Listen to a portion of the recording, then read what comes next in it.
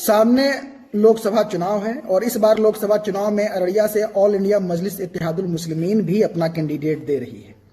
मजलिस द्वारा जब से उम्मीदवार देने की घोषणा हुई है तब से सिर्फ एक सवाल लोगों के जबान पर चल रही है कि आखिर सिर्फ मुस्लिम वोट से ओवैसी के उम्मीदवार इस लोकसभा क्षेत्र से कैसे चुनाव जीत सकते हैं।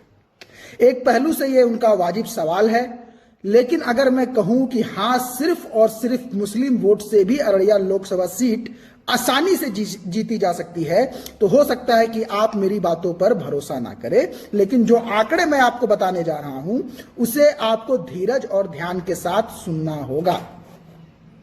जी, अररिया में वोटरों की कुल संख्या 13,11,225 है और मुस्लिम मतदाताओं की संख्या 45% के आसपास है, यानी कुल वोटरों की संख्या 13,11,000 है। आप अकेले इसमें 5,90,000 के आसपास हैं। वहीं 7,21,225 कुल हिंदू धर्म के मतदाता हैं, जिसमें अनुसूचित जाति के कुल मतदाता 2,61,078 है, जो 2011 के जनगणना के हिसाब से 3.7% है, सॉरी 13.7% है। फिर से दोहरा रहा हूं, ये आंकड़े 2011 के जनगणना के हिसाब से पिछले 13 सालों में ये आंकड़े बढ़ गए होंगे। अररिया के 6 विधानसभा सीटों को मिला दे तो सिर्फ यादवों के वोट 3,65,000 के आसपास हैं, जिसमें अकेले नरपतगंज विधानसभा क्षेत्र में 2 लाख से अधिक आबादी यादव मतदाताओं के हैं। अररिया लोकसभा क्षेत्र से आदिवासियों की आबादी 26,680 के आसपास है। यह भी 2011 के जनगणना के अनुसार ही मैं आपको बता पा रहा हूं। बाकी अन्य मतदाताओं में पिछड़ा, अति पिछड़ा और फॉरवर्ड कास्ट के लोग हैं। अब कहेंगे सिर्फ इन आंकड़ों के नंबर बता देने मात्र से ही हम चुनाव कैसे जीत रहे हैं, यह बताइए। तो रुको भाई, जरा सब्र करो। हम कैसे जीतेंगे ये कहानी अब आसान भाषा में आपको समझा दिए देता हूं। इसके लिए आपको बहुत दूर नहीं, पिछले विधानसभा चुनाव में लिए चलता हूं। मैंने इलेक्शन कमीशन के वेबसाइट से अररिया लोकसभा के सभी 6 विधानसभा सीटों का परिणाम निकाला तो मैं अचंभित रह गया। सबसे पहले फ्लैशबैक में आपको जोकीहाट विधानसभा का परिणाम दिखाता हूं। इस चुनाव में ओवैसी के टिकट पर लड़ने वाले शहनवाज हुसैन को 59,556 वोट मिले थे। वहीं आरजेडी के सरफराज आलम को 52,223 वोट पड़े थे। यहां दोनों के मतों को ही मिला दे तो अकेले मुस्लिम वोटों की संख्या 1,11,780 हो जाती है। जाहिर सी बात है, ये लगभग सभी वोट मुस्लिम मतदाताओं के ही रहे होंगे। वहीं जोकीहाट से भाजपा उम्मीदवार को 48,933 वोट मिले थे और यहां भी एक बात आपको स्पष्ट रूप से समझ में आ गई होगी कि यहां भी लगभग सभी वोट हिंदू मतदाताओं के रहे होंगे। मैंने सभी विधानसभा को कुछ इसी तरह से कैलकुलेट किया है। फिर आप कहेंगे, अरे ये तो मुस्लिम बाहुल विधानसभा था इसलिए आसानी से गन्ना निकाल रहा है, दूसरे विधानसभा का सटीक गन्ना कैसे करोगे? तो भैया धीरज रखिए, यहां भी आसान भाषा में आपको समझा दिए देता हूं। रानीगंज विधानसभा अनुसूचित जाति के लिए आरक्षित सीट है, जैसा कि आप सबको पता होगा। यहां पर मुसलमानों की आबादी 44% है, ऐसा कहा जाता है, लेकिन इलेक्शन कमीशन की साइट पे यह सिर्फ 31% ही मुझे दिखाई पड़ी।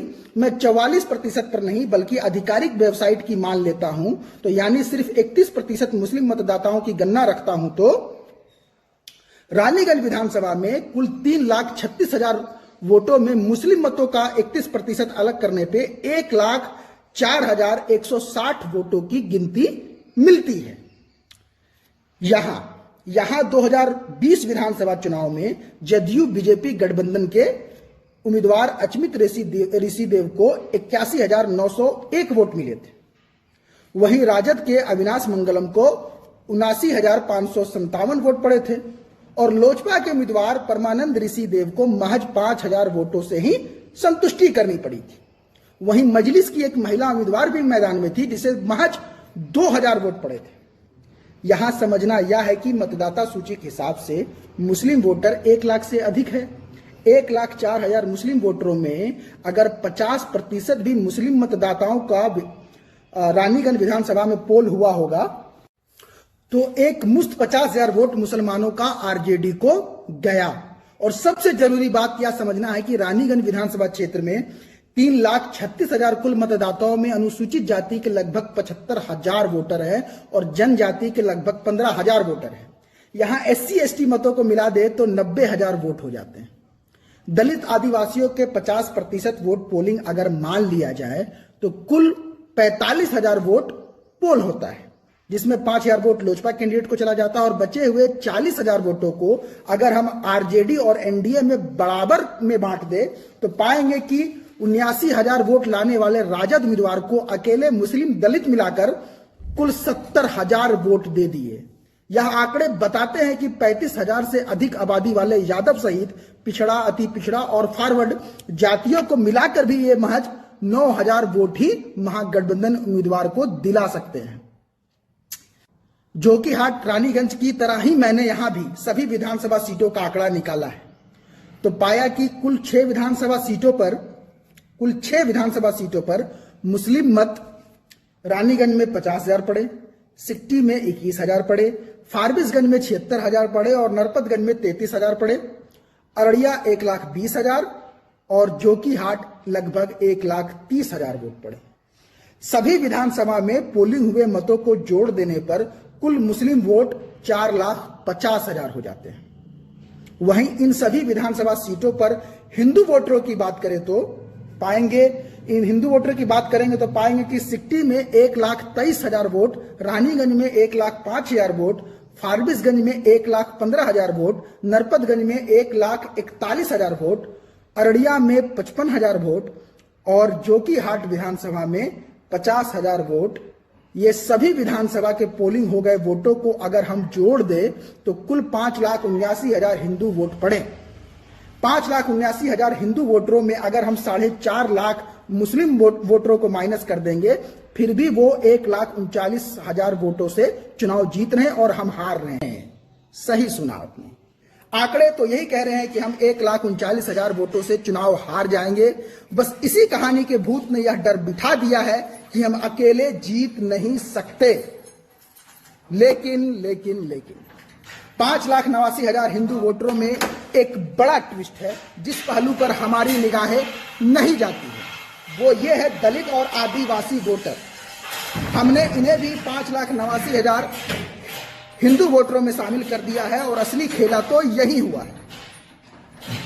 अररिया लोकसभा सीट में 2,61,078 मत सिर्फ अनुसूचित जनजाति वर्ग के हैं और 26,680 वोट आदिवासियों के हैं। दलित आदिवासियों के वोट को अगर जोड़ दें तो 2,87,000 वोट दलित आदिवासियों के हैं। अगर कुल हिंदू मतदाताओं में दलित आदिवासी के 40% वोट पोलिंग माना जाए तो यह 1,14,800 हो जाता है। अब कुल 5,89,000 हिंदू मतदाताओं में 1,14,800 माइनस कर देते हैं तो इनके कुल वोट हो जाएंगे 4,64,000 और मुस्लिम वोटरों की कुल वोट पोलिंग संख्या 4,50,000 है। अब जरा सोचिए, अररिया में बीजेपी कैंडिडेट भी है, राजद उम्मीदवार भी है और ओवैसी का पतंग भी।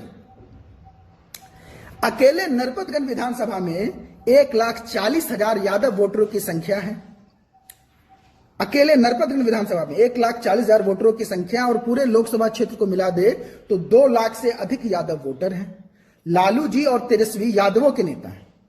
2 लाख मतों में से 1 लाख वोट भी तो ये राजद को देंगे। इतना तो हम यादवों पर विश्वास कर ही सकते हैं। और ऐसा मान लिया जाए कि यादवों की तरह दलित आदिवासी भी भटक गए हैं और 3 जातियों को मिला दे और उनके पोलिंग हुए 3 लाख वोटों को भाजपा और आरजेडी में 50-50% भी वोट बांट देने मात्र से भी आप आसानी से चुनाव जीत रहे हैं। अब समझिए, कुल पोल हुए हिंदू मतदाताओं की संख्या 5,79,000।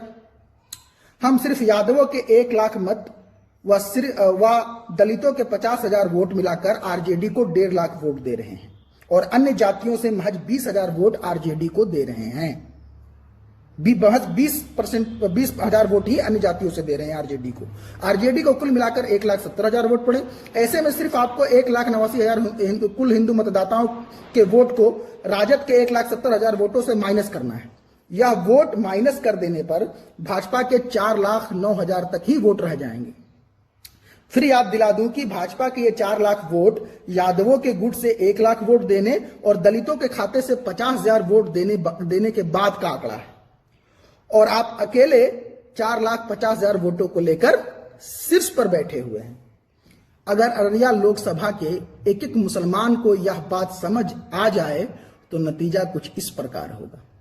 ओबीसी के उम्मीदवारों को 4.5 लाख वोट, भाजपा के उम्मीदवार को 4,09,000 वोट और आरजेडी को मात्र 1,70,000 वोटों से संतुष्ट करना पड़ा है। ऐसे में 40,000 वोटों से मजलिस उम्मीदवार अररिया लोकसभा चुनाव जीत जाएगी। अब आपको तय करना है कि संख्या में कम होने पर पूरी दुनिया में लीडरशिप देने वाली हमारी कौम से कहां गलती हो रही है। हमें तेजस्वी, राहुल, ममता में अपना लीडर ढूंढने की जगह खुद की लीडरशिप खड़ी करने की जरूरत है, या फिर इनके लिए हम दर्शक का ही किरदार निभाते रहेंगे। पिछले विधानसभा के चुनाव नरपतगंज के चुनाव के नतीजे ने स्पष्ट कर दिया था कि बिहार में सबसे ज्यादा यादव बाहुल क्षेत्र नरपतगंज विधानसभा रहा है, लेकिन वहां भाजपा बड़े मार्जिन से जीतती है। तो यह आईने की तरह साफ है कि राजद के MY समीकरण में सिर्फ मुस्लिम रह गए हैं और यादव भाजपा में शिफ्ट हो गए। फिर इनकी लाश का बोझ मुसलमान अपने कंधों पर क्यों उठाकर चलेगी। एक बार बस एक बार अपने आप को जिंदा होने का सबूत दीजिए और यकीन के साथ मजलिस के साथ दीजिए। देखिए रास्ते अपने आप बनेंगे।